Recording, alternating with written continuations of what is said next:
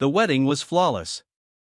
300 guests, a 5-star venue, a bride in a gown that cost more than most people's houses. And in the front row, a special seat reserved for the groom's ex-wife. He wanted her there. He needed her there. Not to celebrate. Not to wish him well. He invited her so she could watch, so she could see everything she lost, so she could sit in her cheap dress and cry while he married someone better. That was the plan. But then, a black Rolls-Royce Phantom pulled up to the entrance. 2 bodyguards stepped out first. Then a man in a custom suit, tall, powerful, the kind of man who owns buildings. He reached his hand back into the car, and when she stepped out, every single person at that wedding stopped breathing. Because the woman they expected to come crawling arrived like a queen. Now, before I tell you what happened next, check that subscribe button on Storyversa. If you love stories where the humble rise and the proud fall, hit subscribe right now and turn on notifications, because the payback in this story is going to be legendary. Let me take you back to where it all began. The invitation arrived on a Tuesday. White envelope, gold lettering, expensive paper. Adise Mensah stared at it for a full minute before she opened it. She already knew who it was from. She could smell his cologne on the paper, that same overpriced cologne he used to drown himself in every morning. She opened it.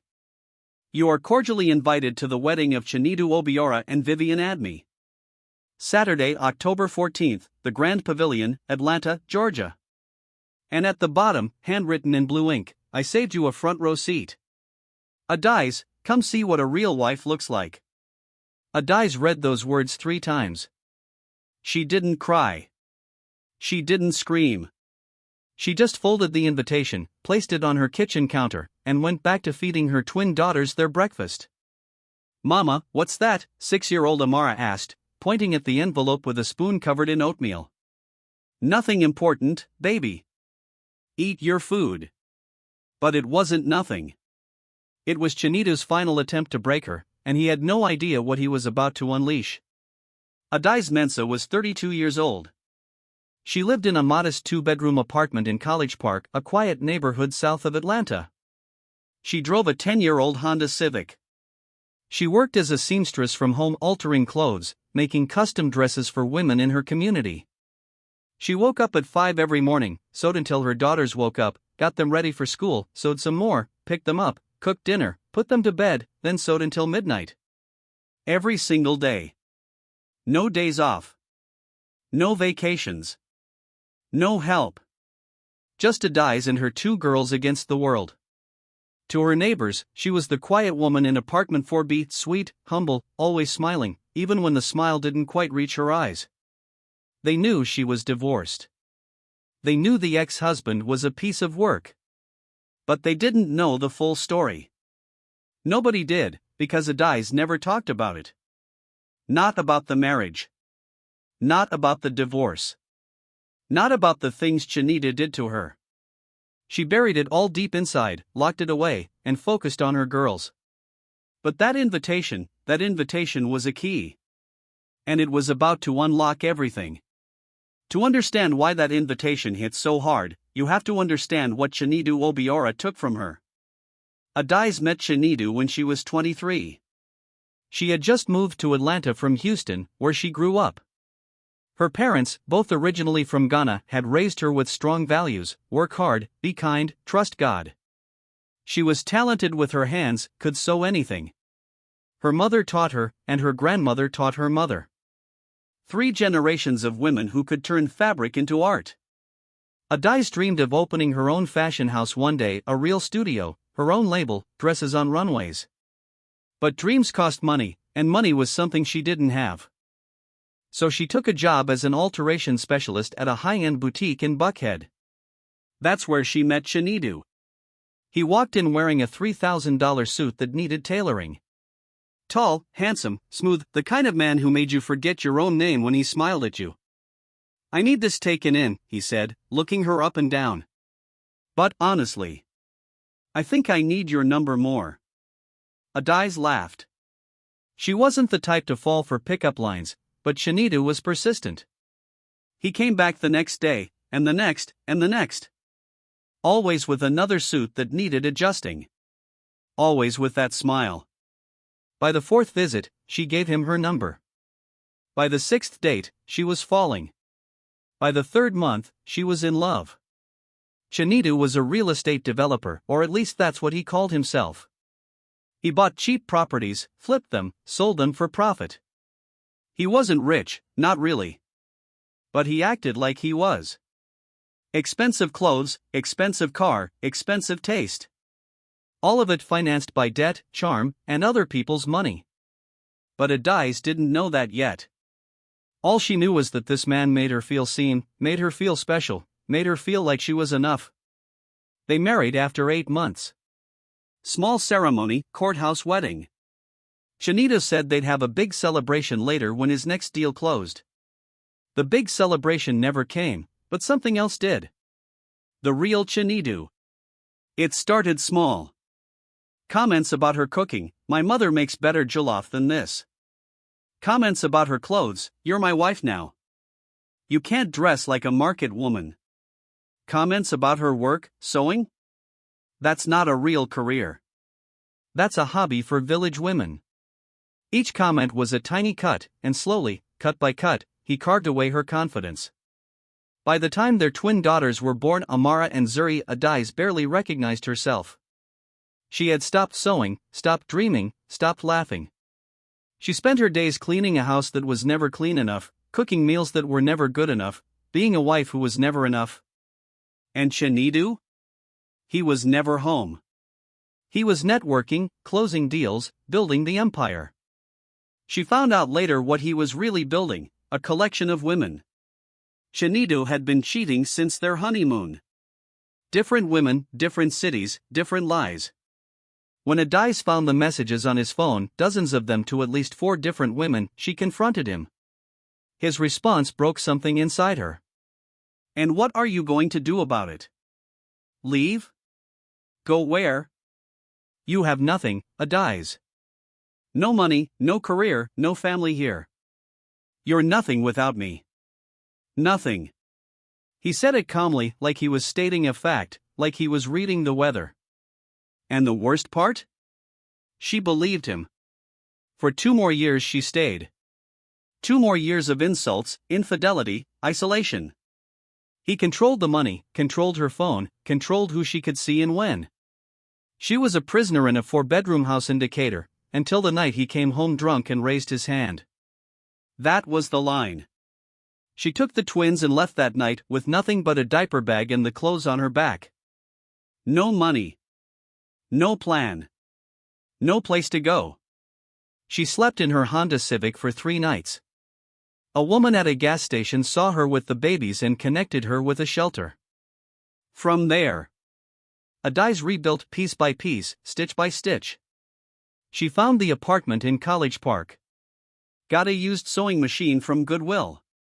Started taking in alterations for $10, $15, $20 at a time. The divorce was brutal. Chinedu fought for everything, claimed she was an unfit mother, claimed she abandoned the home, claimed the twins were better off with him. He lost on every count, but the judge awarded Adise almost nothing financially. Chinedu had hidden his assets well. On paper, he was practically broke. She walked away with custody of her daughters, and $300 a month in child support. $300 for 2 children. Chinedu laughed when the ruling came down. Enjoy your little apartment, Adise. Enjoy your little sewing machine, while I enjoy my life. That was 3 years ago. And now, he was getting married again, to someone better. And he wanted Adise to watch. 3 days after the invitation arrived, something happened that would change everything. But at the time, it didn't feel like a life-changing moment. It felt like a Tuesday. Adise was at the fabric store on Buford Highway. She needed thread, specifically a very particular shade of gold thread for a client's dress. She was on her knees, searching through the bottom shelf, when she heard a voice above her. "Excuse me, do you work here?" She looked up. A man stood over her, tall, well-built, dark skin with deep brown eyes that held a quiet warmth. He was wearing simple clothes, dark jeans, a plain black shirt, clean sneakers. Nothing flashy, but there was something about him, something in the way he carried himself. Calm. Grounded. Like a man who didn't need to prove anything to anyone. No. I don't work here, Adise said, standing up and brushing off her knees. But I practically live here, so I might be able to help. The man smiled. I'm looking for upholstery fabric, something durable but elegant for a project. Adise studied him for a moment. What kind of project? I'm restoring a classic car. 1967 Mustang. The interior needs to be redone. Adise's eyes lit up.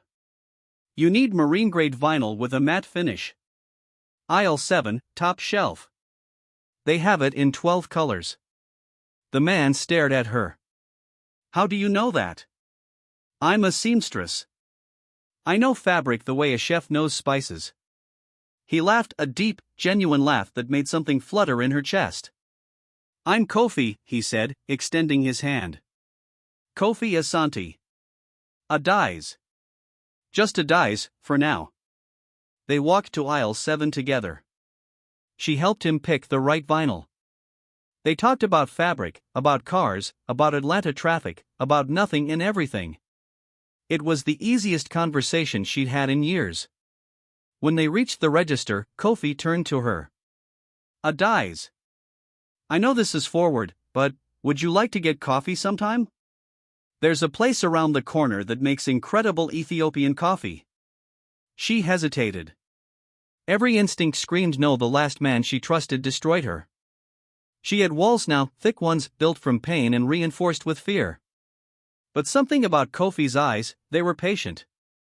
Kind. They didn't demand anything. Just coffee, she said carefully. Just coffee, he agreed. That's all. It wasn't all. Not even close. But neither of them knew that yet. The coffee turned into a second coffee, then a walk in Piedmont Park, then dinner at a small restaurant where the owner knew Kofi by name. Each time, Adise learned a little more. Kofi was from a Ghanaian family like her. He grew up in the Bronx, moved to Atlanta 5 years ago. He said he was in business, something about consulting.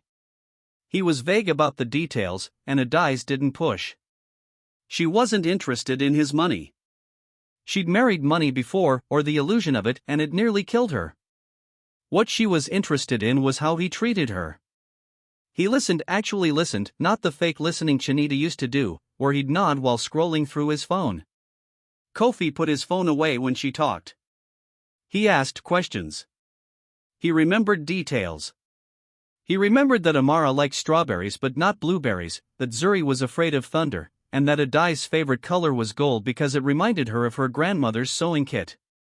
He remembered everything, and he never once made her feel small. One evening after their 4th date, Adise was sitting on her couch sewing a dress while the twins slept. Her phone buzzed. Kofi, I had a wonderful time tonight. Your daughters are incredible. You're raising them beautifully. Good night. Adise stared at the message, read it 3 times, and for the first time in years, she cried. Not from pain. From being seen. Adise thought Kofi Asante was a regular man with a consulting business. She was wrong. Very, very wrong. Kofi Asante was the founder and CEO of Asante Capital Group, a private equity firm that managed over $4.2 billion in assets. He owned commercial properties across 7 states, had stakes in 3 tech companies, sat on the boards of 2 major foundations. His personal net worth was north of $800 million. He lived in a 12,000 square foot estate in Tuxedo Park, one of the most exclusive neighborhoods in Atlanta. He had a private driver, a personal chef, a security team of 6. The classic car he was restoring? It was one of 14 cars in his private collection. Kofi Asante wasn't rich. He was a tycoon. But you would never know it by looking at him. He dressed simply, drove himself most days, usually in a 10-year-old Toyota Tacoma that he refused to sell because it runs fine. He ate at small restaurants, not 5-star establishments. He tipped 40%. He knew his barber's children's names. He carried his own groceries. And because Kofi had learned something early in life that most wealthy people never learn: money attracts masks. His first wife taught him that. Doreen, beautiful, charming, perfect in every way, until the money ran out. 3 years ago, Kofi's firm went through a rough patch. A major deal fell through. For about 6 months, things were tight by billionaire standards. Doreen didn't stick around to find out if he'd recover. She filed for divorce, took what she could, married a tech CEO in California 4 months later. She never loved Kofi. She loved his lifestyle. After that, Kofi changed. He stopped advertising his wealth, stopped wearing the $5,000 watches, stopped driving the luxury cars. He wanted to find someone who loved him, not the money, not the status, not the lifestyle, just him. And then he walked into a fabric store on Buford Highway and met a woman on her knees searching for gold thread. A woman who helped him pick up upholstery vinyl without knowing he could buy the entire store. A woman who agreed to coffee, just coffee, with a man she thought was ordinary. That's when Kofi knew he had found what he was looking for. But he wasn't ready to tell her yet, because he needed to be sure. Not sure about her, he was already sure about her. Sure that when the truth came out, it wouldn't change what they had. So he waited. He kept showing up in his jeans and black shirt, kept driving his old Toyota, kept being the simple man she met in aisle 7.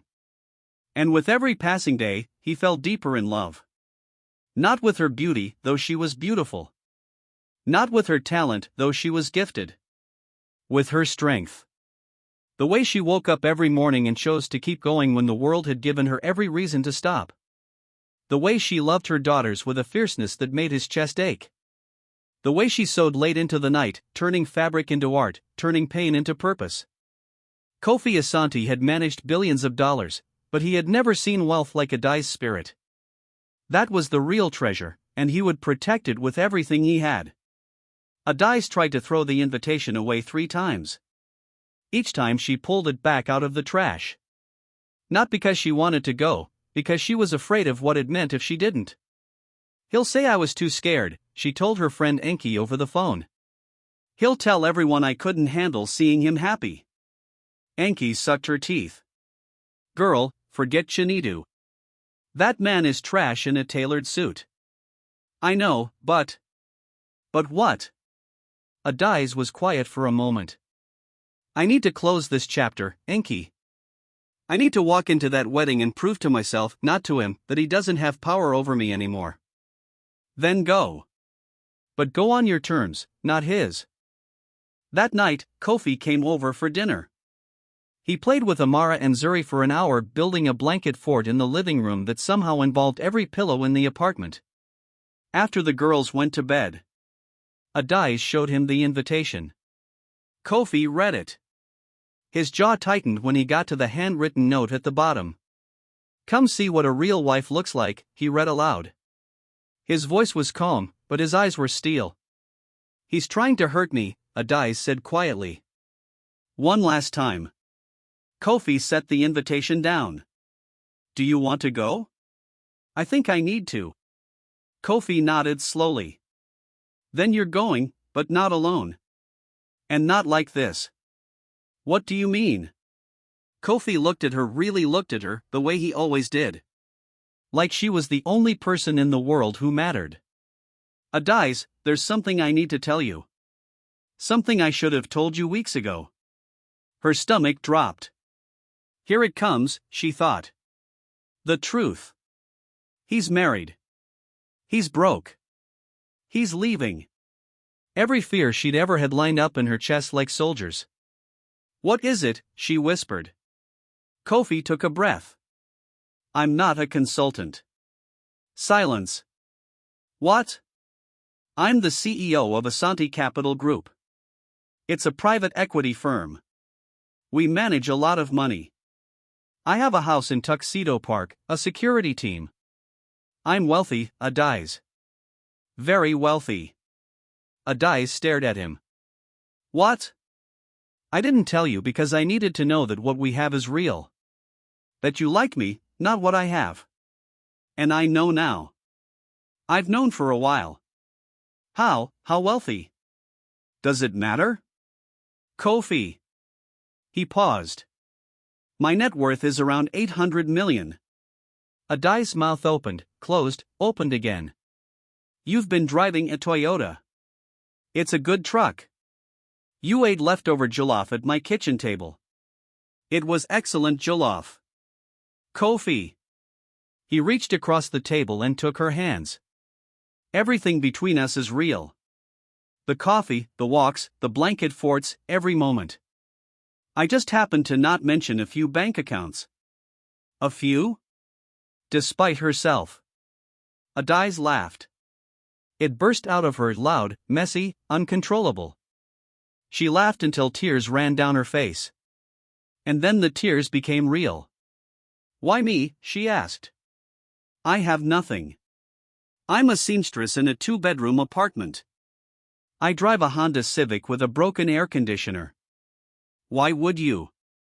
Kofi squeezed her hands. Because you helped a stranger pick fabric without knowing or caring who he was.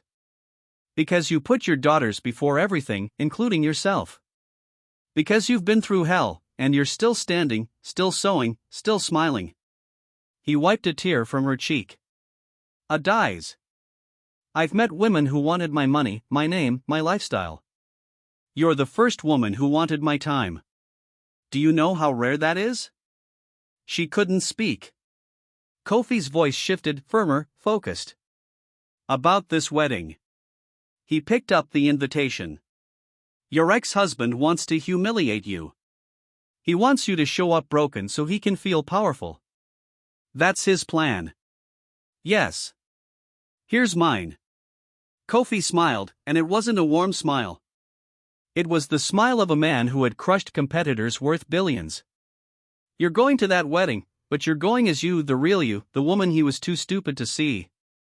And I'm going to make sure that when you walk through those doors, every person in that room understands exactly what Chinedu Obiora lost. Adise looked into his eyes, deep brown, warm, patient, honest. Do you trust me? Yes, she said. I trust you. Then leave everything to me. October 14th arrived, and Chinedu Obiora was having the time of his life. The Grand Pavilion was one of Atlanta's most exclusive venues, crystal chandeliers, Italian marble floors, a garden terrace overlooking the city skyline. 300 guests filled the space, business associates, friends, social media influencers Chinedu had invited to document every moment. He wanted the whole world to see. His new bride, Vivian Adme, was everything he wanted the world to see. 26 years old, Instagram model, 200,000 followers, legs for days, a smile that was 40% real and 60% cosmetic dentistry. Her wedding dress cost $45,000. Her makeup took 4 hours. Her hair took 6. She looked perfect, and she was perfectly fine with the arrangement. Vivian knew exactly what she was marrying, not a man, a lifestyle.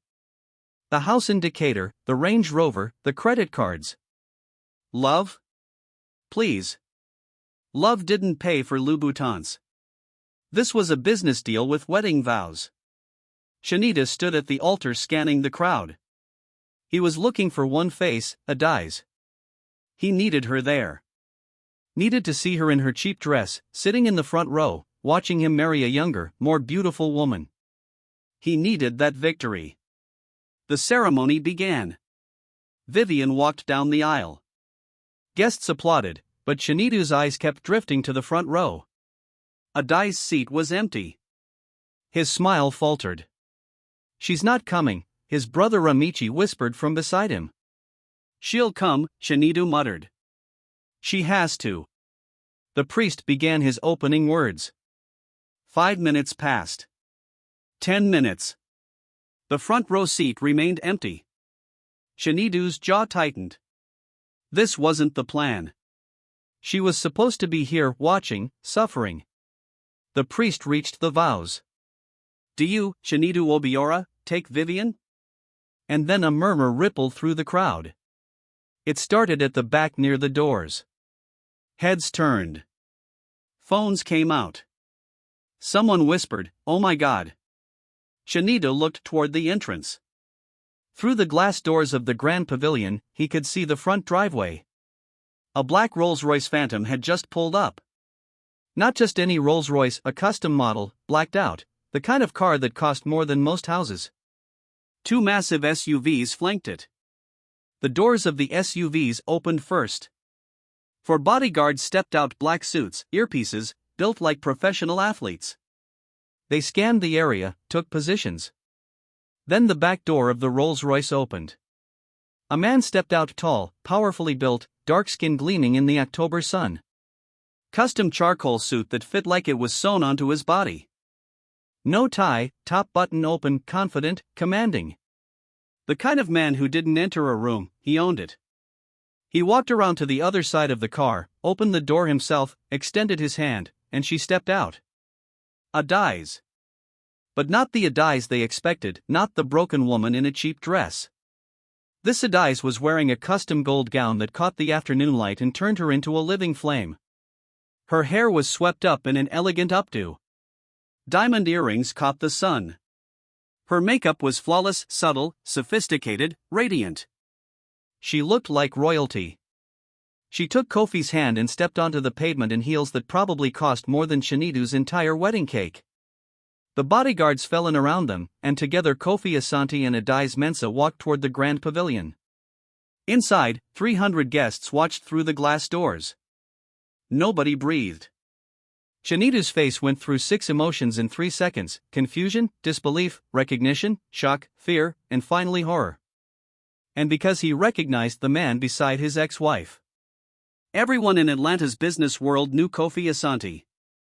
His face had been in Forbes, Bloomberg, The Wall Street Journal.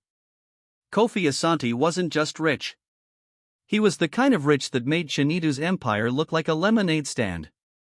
Vivian leaned toward Chinedu. "Who is that?" she whispered, her eyes locked on Kofi, not with concern, with interest. Chinedu couldn't answer. His mouth had gone completely dry. The glass doors opened. Adise walked in, and the room went silent. Adise had rehearsed this moment 100 times in her head, what she would say, how she would look at him, whether she would smile or keep her face neutral. But now that she was here, standing in the doorway of the grand pavilion with 300 pairs of eyes on her, she didn't need a script. She just needed the truth. She walked down the center aisle, not fast, not slow, like a woman who had all the time in the world. Kofi walked beside her, his hand resting lightly on the small of her back, not possessive, protective. The bodyguards stayed near the entrance. This wasn't their moment. Guests whispered. Phones recorded. Someone was already posting to Instagram. Adise reached the front row, her seat, the one Chinedu had saved for her. She looked at it. Then she looked at Chinedu. And she smiled. Not a bitter smile. Not a vengeful smile. A peaceful smile. The smile of a woman who had walked through fire and come out gold. "Hello, Chinedu," she said calmly. "Thank you for the invitation." Chinedu opened his mouth. Nothing came out. Vivian stared at Adise's dress, her jewelry, her man, and for the first time, she felt something she'd never felt before: inadequate. "Aren't you going to introduce me to your bride?" Adise asked pleasantly. "I." Chinedu swallowed. "Adise, what? How did? What? Afford to show up?" Adise tilted her head. "You seem surprised. Wasn't that the point? You wanted me here, so here I am." Kofi extended his hand to Chinedu. "Kofi Asante. You must be the ex-husband. I've heard a lot about you." Chinedu shook his hand on autopilot. His grip was weak. His palm was sweating. He knew that name. Asante Capital Group. 4.2 billion in managed assets. His ex-wife was with that Kofi Asante. "Please," Adise said sweetly. "Don't let us interrupt. Continue with your beautiful ceremony." She sat down in the front row. Kofi sat beside her. They acted like they were settling in for a show. And in a way, they were. The priest cleared his throat and attempted to continue. Where were we? Do you, Chinedu, take? Wait." Chinedu held up his hand. He turned to Adise. "Who is this man?" he demanded, his voice too loud, desperate. "Where did you meet him? Is this some kind of joke?" The crowd shifted uncomfortably. Adise crossed her legs calmly. "Chinedu, you're in the middle of your wedding. Your bride is standing right there. Maybe you should focus on her. Don't tell me what to focus on. You show up here with bodyguards and a Rolls Royce? You, the woman who couldn't even afford to fix her air conditioner? Where did you get?" "I got nothing from anyone," Adise said firmly. Her voice was quiet, but it carried through the entire room. "The dress I'm wearing? I made it myself, with these hands." She held them up.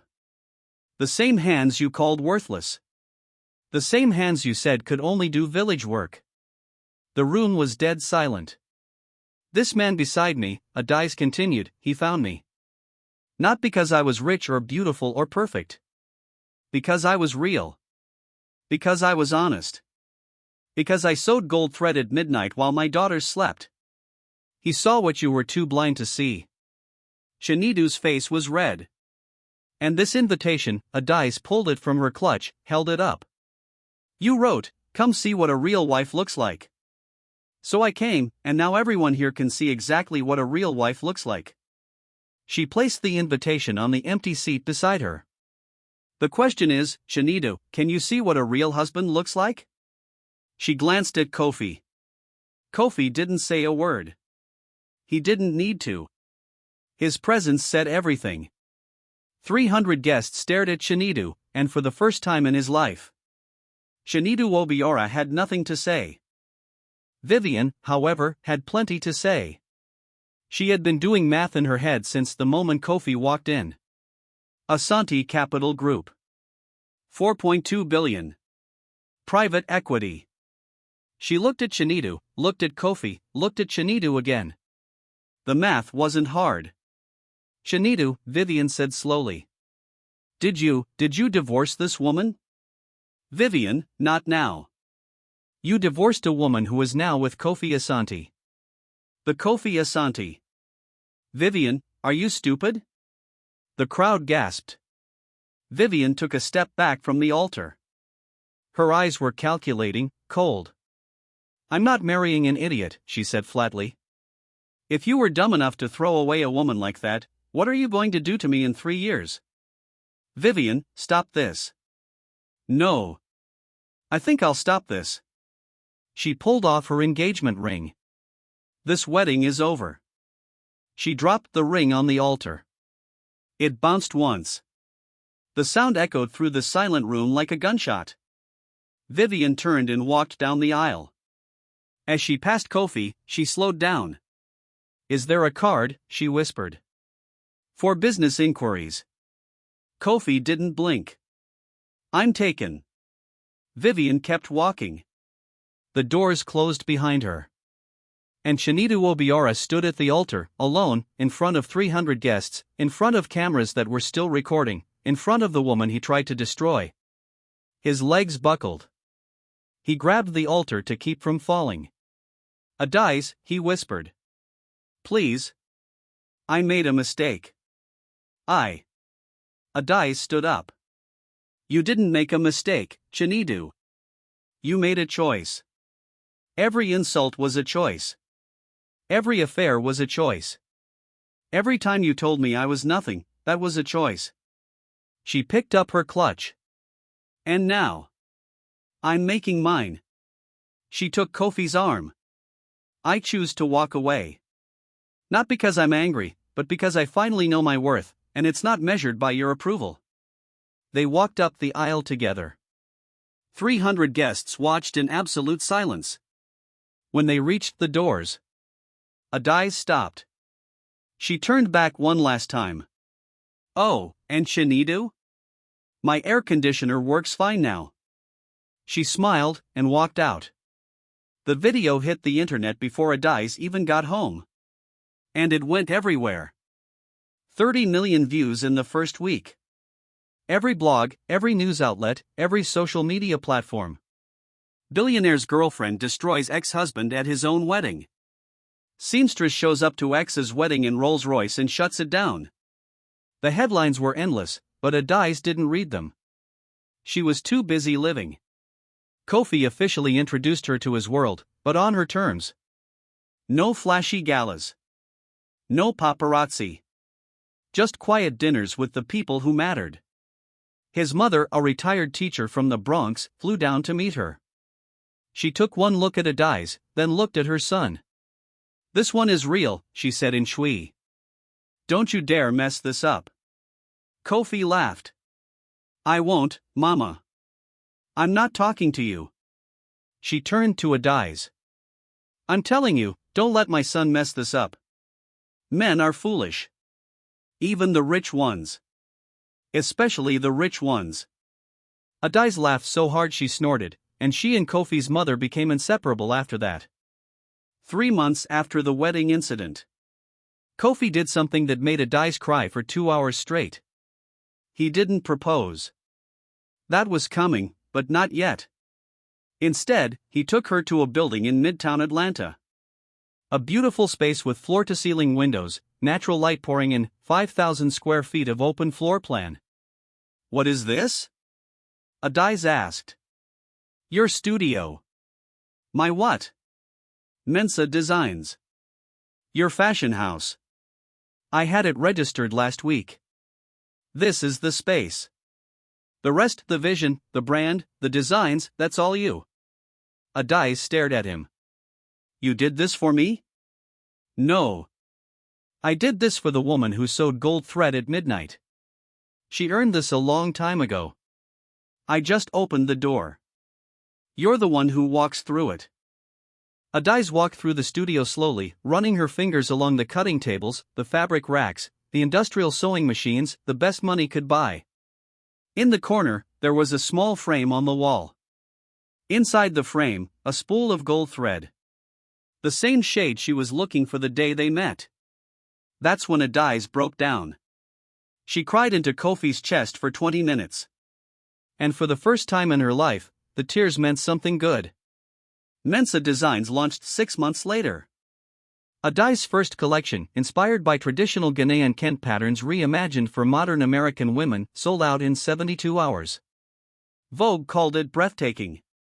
Elle called it the most important debut in a decade. Beyoncé's stylist called.